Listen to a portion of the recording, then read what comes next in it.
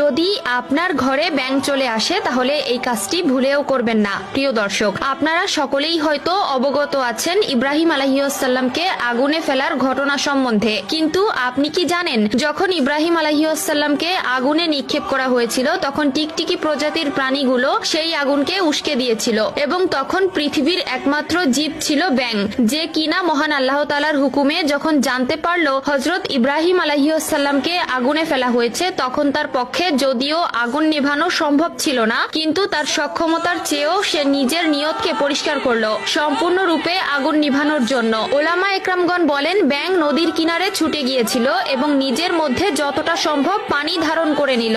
নদী ব্যাঙকে জিজ্ঞাসা করলো, তোমার নিজের মধ্যে তুমি এতটা পরিমাণ পানি ধারণ করছো যা তোমার পক্ষে বহন করা সম্ভব নয়, এই পানি তুমি কোথায় নিয়ে যাচ্ছ? তখন ব্যাঙ নদীকে বলল, তুমি কি জানো না হযরত ইব্রাহিম আলাইহিসসালামকে আগুনে ফেলা হয়েছে, আমি সেই আগুন নিভানোর জন্য পানি নিয়ে যাচ্ছি। প্রিয় দর্শক, আমরা জানি ব্যাঙের পক্ষে আগুন নিভানো সম্ভব নয়, কিন্তু তার নিয়তের পরিশুদ্ধতার কারণেই ব্যাঙ পৃথিবীর এমন একটি প্রাণী হয়ে আছে যা সব সময় মানুষের বন্ধু। আপনি জেনে অবাক হবেন, সাপের কামড়ের হাত থেকে মানুষকে রক্ষা করার জন্য বর্ষাকালে বিভিন্ন পজিশনে ব্যাঙ অপেক্ষা করে যে রাস্তা দিয়ে সাপ আসতে পারে। অতঃপর সাপ যখনই মানুষের লোকালয়ে বা মানুষের ঘরে প্রবেশ করতে নেয় তখন সে সাপের সামনে দাঁড়ায় যাতে ব্যাঙকে খেয়ে সাপ চলে যায়, কোনোভাবে মানুষের ক্ষতি না করে। ব্যাঙ নিজের শরীর থেকে এমন একটা রাসায়নিক বস্তু নিঃসরণ করে যার মাধ্যমে সাপ মানুষের কাছ থেকে মুখ ফিরিয়ে ব্যাঙের দিকে আকৃষ্ট হয়ে যায় এবং ব্যাঙ মুখে করে নিয়ে চলে যায়। আপনি অবাক হবেন ব্যাঙ কতটা গুরুত্বপূর্ণ মানুষের জন্য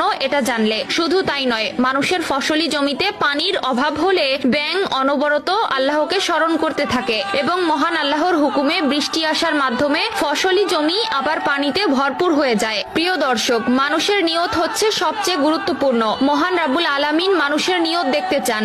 আপনি কত টাকার মালিক সেটা গুরুত্বপূর্ণ নয়, আপনার কাছে থাকা অর্থের কতটুকু আপনি দান করতে প্রস্তুত সেই নিয়তটা আল্লাহ দেখতে চান।